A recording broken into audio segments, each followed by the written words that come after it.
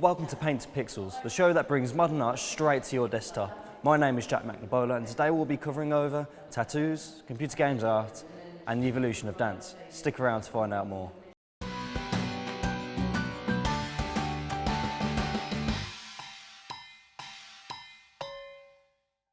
Welcome to Paint to Pixels, the show that introducing all art from canvas to screen. Tattoos have become a prominent element of our culture, from small decorative tattoos to full body art. We all see it all. How does the recent trend of video games fit into and what makes modern twist on tattoos so appealing? Let's find out.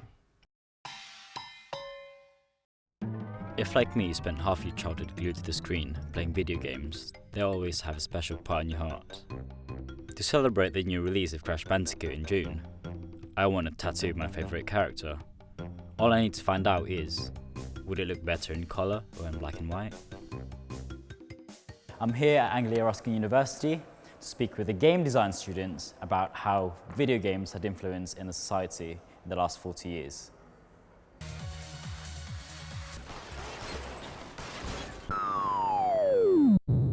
Video games can connect with people because they get invested in it, and it may be something as simple as they see something and they just like the look of it, like it's a logo or a symbol or a character that they just really like the design of, and they're just like, yeah, I really like that, let's just get that tattooed for some reason. Or it's a game that has maybe a deeper meaning to them, like it helped them through a tough time or helped them with like friends and family and that kind of thing. For Crash Bandicoot, if it's the character Crash itself, I'd say a colour is probably best, because if you just get his face, it just look a bit odd, I think. Like the orange colour of Crash is very like a defining feature of his character. So. I've arranged to meet up with someone who has only black ink tattoos. Let's see if he can convince me to go the same route. I got the fish going down. It's a type of black moor goldfish kind of fish. And I made the head darker than the rest of the body, so it starts off really dark here, and it slowly, gradually gets a bit lighter and greyer. And I've outlined most of the fins to make it more movement, so he kind of looks like he's swimming. I decided to get this tattoo because I'm very into games, and so is my best friend. We both share a common interest in the minigame Legend of Zelda that has a mini fishing game. So we both got a joint fish tattoo. I preferred the black tattoo because, for one, colour doesn't really show up well on my skin and it would fade. And also, I think it has a dramatic effect. I'm in Tattoo Crazy, the heart of Cambridge, to talk with Nathaniel, one of the tattoo artists. He'll explain to me why a video game should be in colours. Let's go. With an amazing tattoo of the mask from Crash Bandicoot on his leg, he seems like the right guy to speak to. I've done a lot of video game characters. They're really good fun to do. I did a little Lego minifigure at one point, Emmett from the Lego Movie, if you know that. I did him, and he was a lot of fun to do. Had all sorts of different like lighting on it, and different shades of all different colours. It was really fun to do. When you do a colour piece, you can put two colours next to each other, and they're completely different colours, and that gives you a good contrast. But with black and grey, you don't have that option. You have black next to black. So you have to shade in such a way that makes the tattoo effective still with the contrast, but just using one colour. I'm getting all colour tattoos. I really like how they look and how bright the colours look in the skin. Well guys, I don't know about you, but I've made up my mind. Vibrant colours would bring my video game characters alive.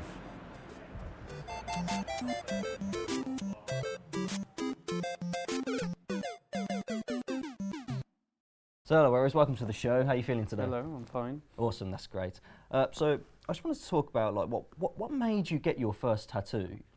Well, I was 17, I was still in school, and I decided that I really wanted a tattoo, and I also really like Celtic and Norse mythology, so I decided to get one done from there. Oh wow, Celtic, it's very nice. So afterwards, how many tattoos do you have on you? Well, theoretically I have 5, but really more 4 1/3 actually. 4 1/3? Yes. Oh, that's not too bad. Still haven't finished my last one. So I finished the last one. Yes.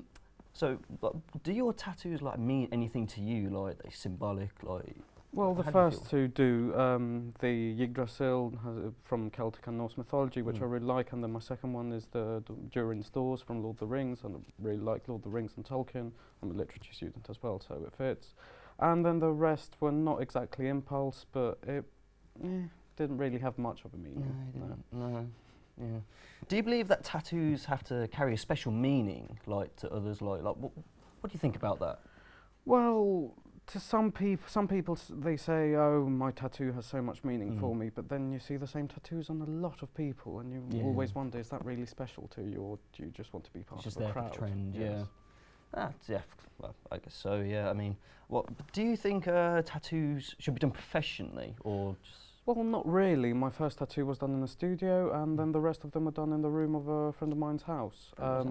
Much cheaper, and everything was clean, so it should be fine. But you do have to make sure that everything is clean. Oh yeah, of course. Like make sure everything's clean. Yes. Obviously, yeah.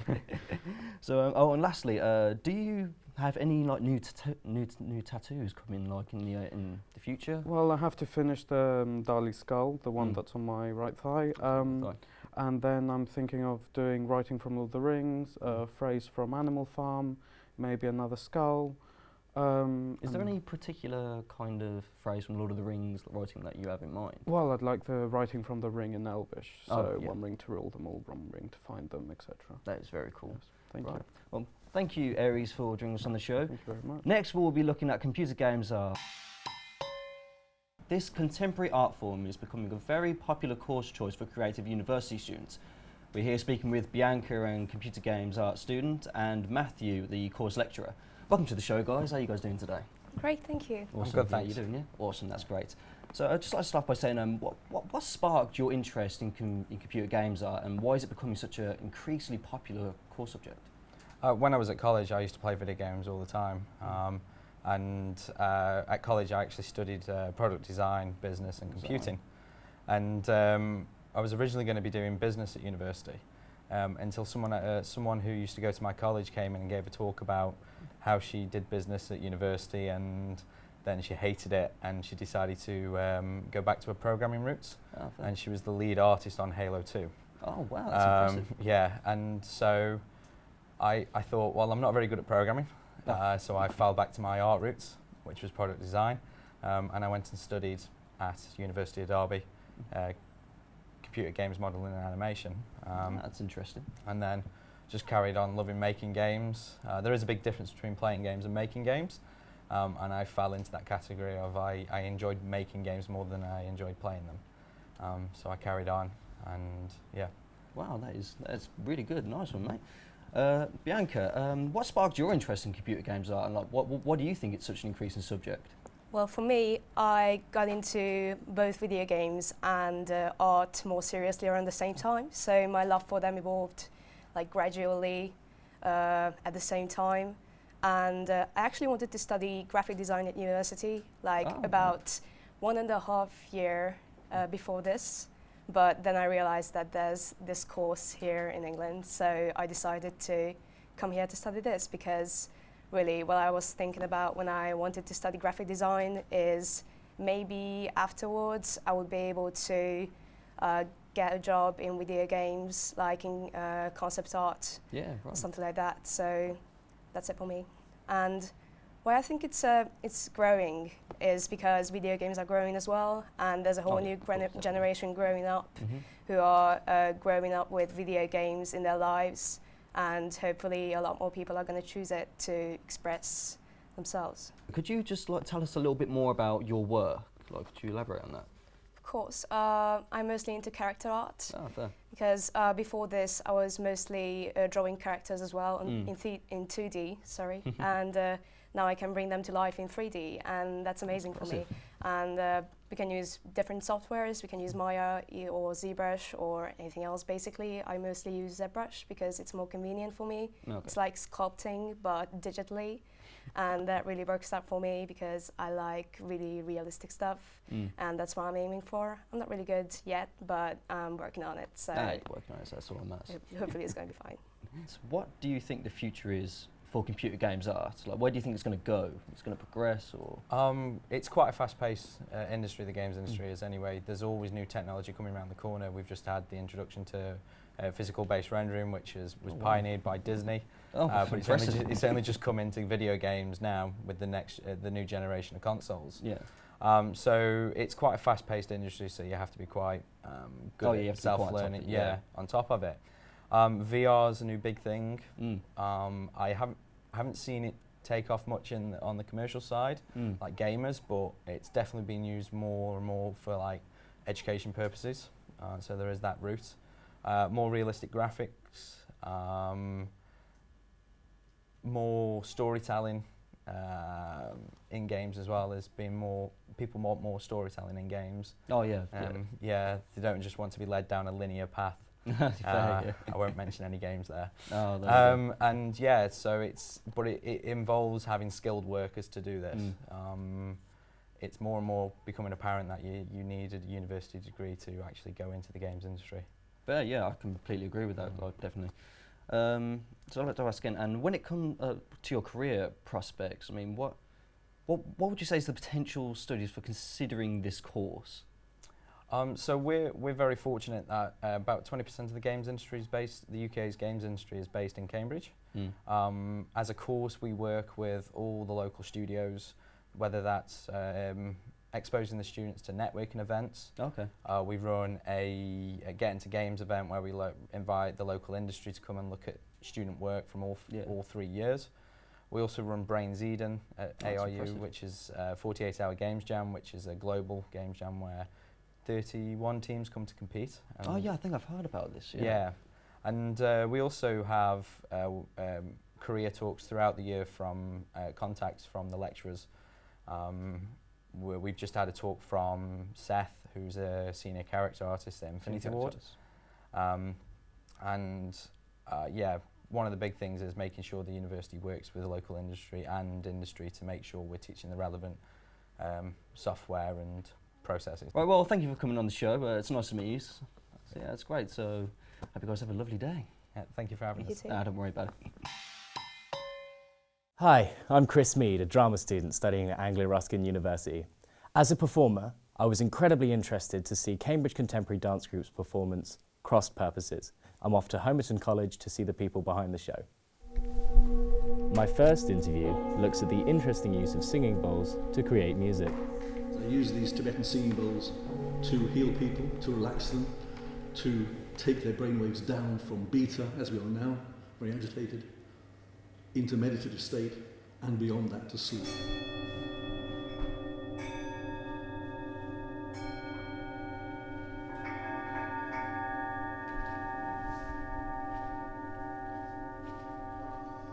Do you do anything towards translating the emotions of a character that's on stage into your music? Gosh, I would like to. The challenge I have, well, limitation of skill is probably one of them, but one of the things is in the nature of the bowls. In other words, if I just play something, I will demonstrate. It goes a long time. It doesn't just play a note. Yeah. So I need to quickly react to their changing emotion. The bowl is still going. So I'd have to kind of stop it like this. So all of it was very fresh and very uncomfortable and very, ooh, this is very new. And when I talked to the musicians, they all said exactly the same thing. Excellent, excellent. And finally, would you mind maybe giving us a little trial, playing a little something for us? I'll give you a little something. Okay. Excellent. One of the more ridiculous things you'll do in your life. So because it's at the top of the spine, the sound can go all the way down to your bottom, basically. So whatever the camera can hear, he can feel a lot more than you can. That's an incredible feeling. I feel like my voice sounds slightly different. That's pretty incredible. I don't know if we'll take it off now. If that's Oh, there you go. Oh, I feel very strange. Like like I've just washed my mouth out or something. Yeah, that's incredible. Thank you very much for that. Yeah. The use of singing bowls really piqued my interest, but I wanted to find out more about how all these people came together. Also working together on a regular basis, taking each other idea. That's what kind of like brought us together in a dancing art form, and that's where we kind of like found each other. maybe you could take us a bit through the process. How do you get involved with a project like this?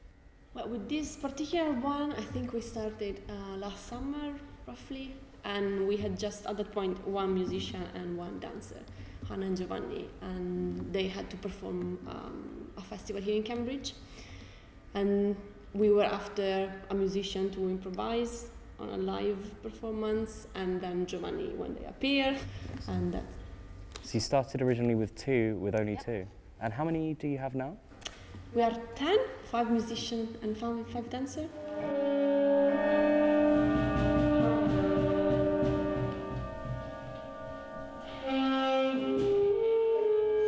Lastly, I wanted to find out more about the meaning of the piece. Would you say there's a clear narrative to the routine, a clear story from beginning to end? And do you particularly know what that is, or do you think that's personal to the dancers? The main theme is the communication. And we try to show different phases of the communication. Some very intimate, personal. The other one very chaotic, neurotic, even angry. But what made you choose contemporary dance maybe over other art forms to come to? Instead of going to a classical ballet school or going to modern, I just went straight to the contemporary dance school. So if it feels like a lot more fluent and personal watching some contemporary as opposed to watching ballet, where maybe the ballet dancer is just a canvas for what the director would want, like rather than the dancers expressing themselves.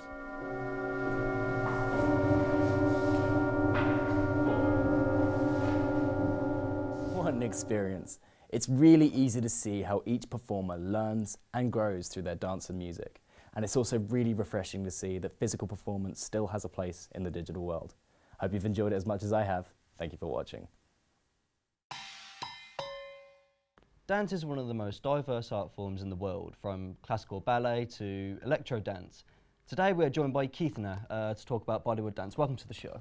I'd like to start to know, what sparked your interest in dance? I think I can actually trace it back to when I was about 6 years old. 6 years old? Yeah. Wow. It's a lot of Bollywood watching, and there's so much dance everywhere in India. Like there, even where I'm from, even in funerals, there are people playing the drums and dancing. Oh, so you're never scarce from dancing in India. Oh wow, that's impressive. Wow, I like that. What makes Bollywood dance unique compared to other dance forms? I think the most unique thing about Bollywood is the amount of energy it brings in to the form. So most others they're energetic, but they're not consistently energetic. Okay. With Bollywood, it's like a constant burst of energy, and there's no sort of toning down of it. And I think one more thing about Bollywood is if you can literally do it if you know how to just move your legs. Oh, I'll keep that in mind. Yeah. I'd say is dance something you just do for fun, or is it like a professional thing that you take serious? For me, I would say it's partially professional as well, because I'm a classically trained Bharatanatyam dancer. Yeah. So I perform a lot at home in India, so around the country and everywhere. So oh wow, that's it's great. more of a professional thing for me as well. Oh, okay, great.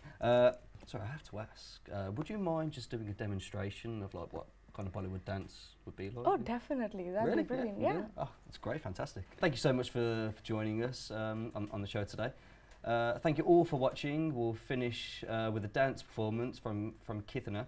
So see you all this time next week on Paint to Pixels.